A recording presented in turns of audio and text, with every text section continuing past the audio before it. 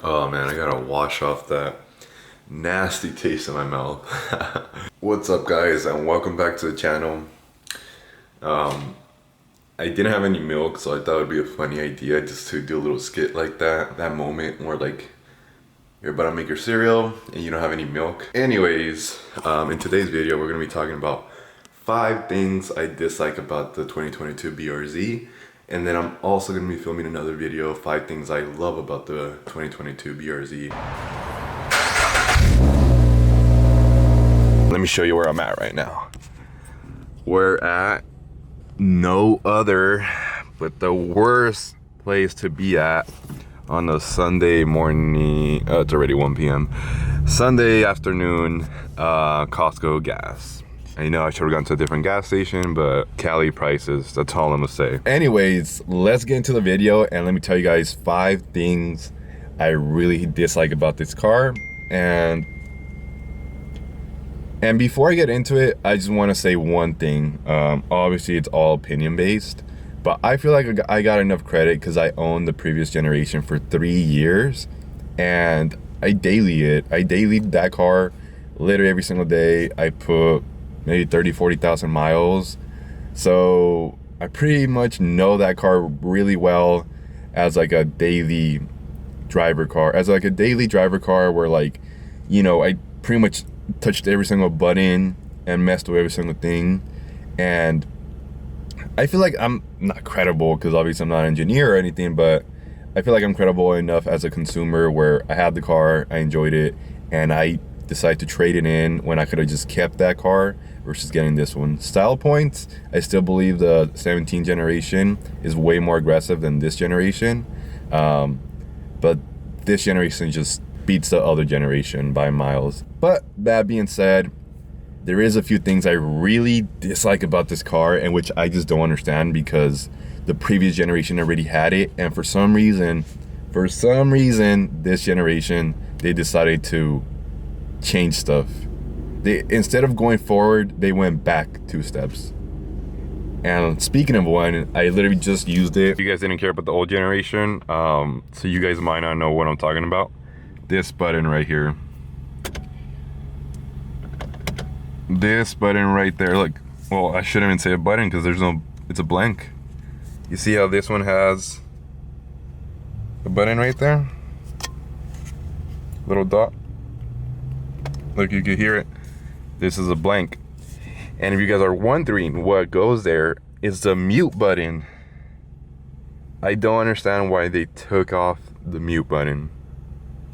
Really do not understand, and it really triggers me because it was so helpful. It's just all you do is mute. Now I have to go all the way over here and press that. Just the steering wheel kind of gets in the way. And you know, obviously you're driving, so it's like you really want everything on the steering wheel. You know, like race cars, they have every single thing in the steering wheel. You know, turn signals, push to start, everything's in the steering wheel.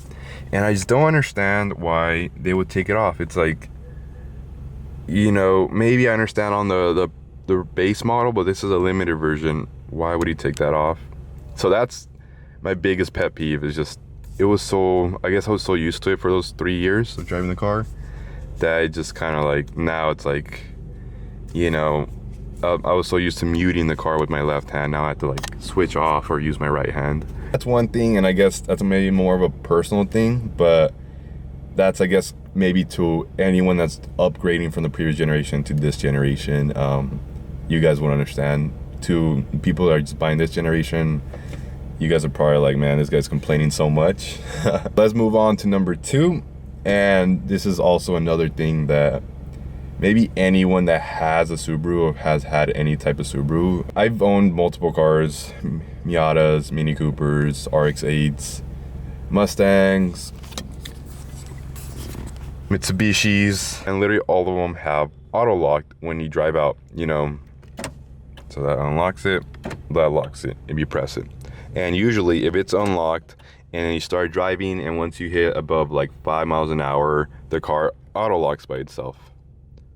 Unfortunately, with these cars, no matter what generation you get, from 2013 to 2022, there's no auto lock. And I really thought they were gonna fix that issue with this generation.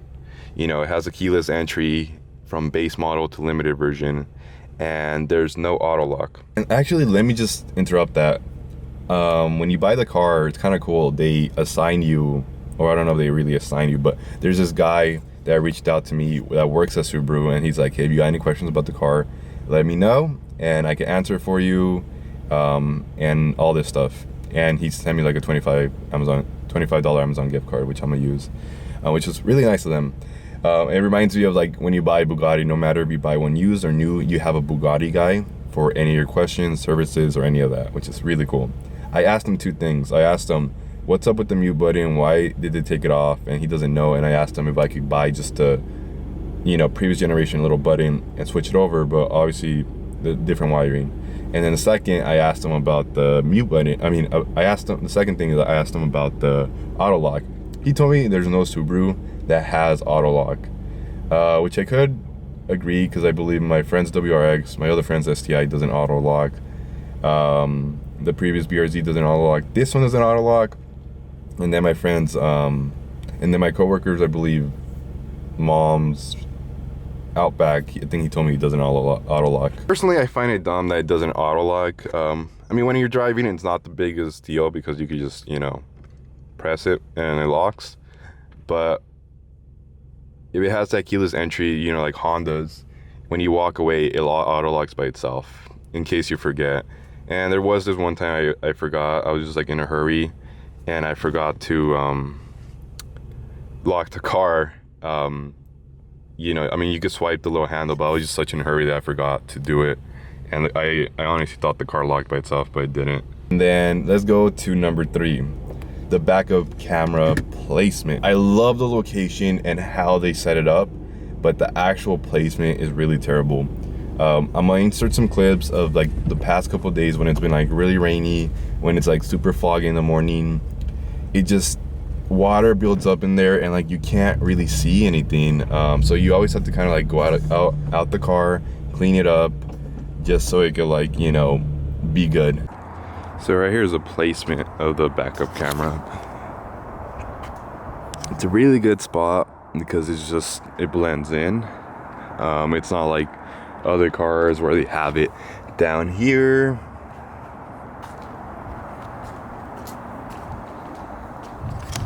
Or like the aftermarket ones where you kind of put it like, you know, in the middle somewhere right there.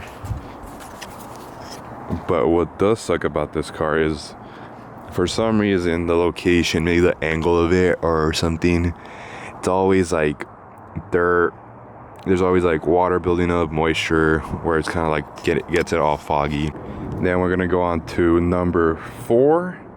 This one, pretty much, I think 100% of people are going to agree with me, especially if you're from the US, and that's the front license plate location. These holes do not match for a front license plate for USDM. These are Japanese holes, where their license plate, it's a lot wider. So you either have to buy adapter where it's going to stick out a little bit further and then have the holes a little bit closer, or they're going to have to drill into your car. When I got the car, they were trying to drill into it, and I told them no, because, you know, it's just gonna look even more terrible. And the only way of going about this is kind of just going to the body shop, or, you know, if you could do it yourself, just, you're gonna have to remove all this, probably put fiberglass, and then repaint it, just so it could not have that. Which honestly I might do, but that's probably gonna be like in the next year, 2023 or something. Right now it's bearable, but it really does make the car look a lot uglier. It almost looks like it has like a buck tooth or something in the middle. I just wish it was like smooth, just like everything else. It just doesn't really flow with it. It reminds me of the FD RX-7s that have the little, well, theirs is actually a lot bigger and it just pops out. But that one does bother me, just from like a looks perspective. I am gonna play around with Photoshop and see if I can remove that, just to see if it looks a lot better without it. Then let's move on to the last and final one, number 5. This one, what's gonna be inside the vehicle once again. And this is gonna be the infotainment screen. Let's turn on the vehicle real quick.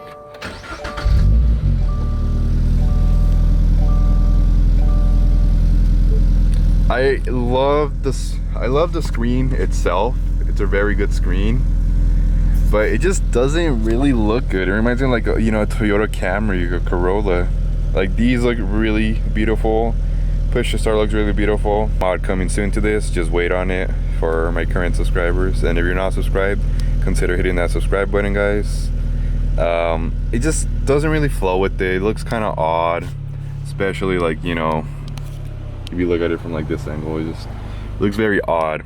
I am gonna insert another pic right here of the Japanese catalog for Japan. You could get a different screen where it's just all one screen. There's no buttons, which I love. That's what I hope to get pretty soon once I see some aftermarket companies do it. One thing that is gonna suck that I just thought about right now while I'm filming this video, there's no mute button here.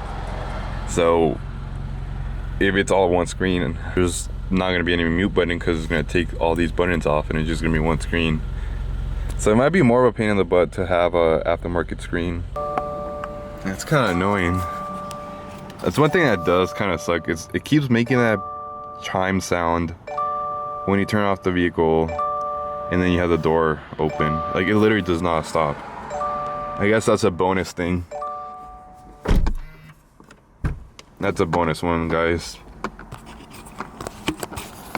So that's 5 things. So that's 5 things that suck about the 2022 Subaru BRZ. Honestly, they're not really that bad. It's livable, and it's more from like a previous generation owner to that. Hopefully you guys could agree with me on that. Hopefully some of you don't just say that, oh, like, oh, this dude's complaining, which I'm not really complaining. It's just the small little stuff that I noticed that I kind of don't understand why they went back 2 steps when they should have gone 3 steps forward, you know? Other than that, guys, thanks for watching the video, and don't forget to hit that subscribe button, and until next time, good vibes.